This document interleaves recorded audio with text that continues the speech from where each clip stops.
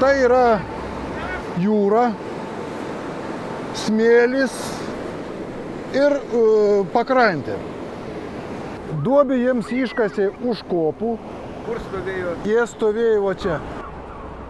The Shoah is a European history. It's a common history. We together have the strength to take the responsibility to look at everything how it was and not how we wished it should have been. ילדה בת 15 בכובע לבן סרוג, מסתובבת שם בין אנשים, מחייכת. אני רואה את אמא שלי, וזה היה כמו שוק חשמלי. O 1611 metais čia pradėjo važiuoti gyventi žydai. Ir praktiškai visa tai yra žydų parduotuvės, karčiamos, kažkokios užeigos, kažkokios įstaigos, viskas yra žydiška. הם היו אזרחי אליטה מכובדים ומקובלים. ואני תוהה, כיצד הפכו בעיני השכנים הליטאים לאויבים שדינם מוות? 3 августа 1940 года Верховный Совет СССР принял Литовскую Республику в состав Советского Союза. Žydas nenusileisdamas spraudžiasi į visas vadovaujančias ir geriau apmokamas vietas. Žydai, valdininkai, tarnautojai, vedėjai, direktoriai. And now when the Germans come in and say, go against those who want to destroy your nation, go against the communists and go against the Jews, because they are the same.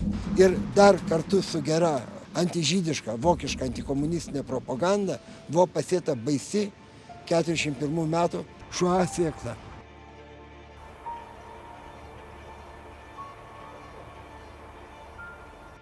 Jėgerio raportas, jis yra bene svarbiausias dokumentas, liudijantis Holokausto istoriją Lietuvoje.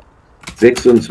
August 1941, Sarasai, 767 Juden, 1113 Jüdinnen, ein litauischer Kommunist, 687 Judenkinder, eine russische Kommunistin. Žydų tautybės asmenų likvidavimo, nužudymo procese buvo panaudota apie 800 žmonių.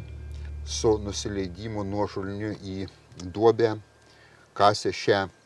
Knyga vadinasi Mūsiškiai. Mūsiškiai žydai, mūsiškiai žudikai.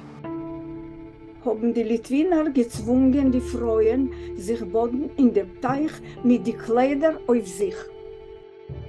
How do you create stability in a hinterland where you don't have German personnel to guarantee this, control this? So you need the readiness of the non-Germans to cooperate with you. Iš karto po sušaudymo prasidėjo žydų turto dalybos, kuriuose dalyvavo labai didelė varėniškių dalis. Žinau, kad didžioji tautos dalis, ypač žmonės mano amžiaus, yra paprasčiausiai abejingi tam, dėl to, kad priimti, jeigu holokaustas įvyko ir mūsų tauta tame dalyvavo, reiškia, mūsų tauta nėra joks gėris.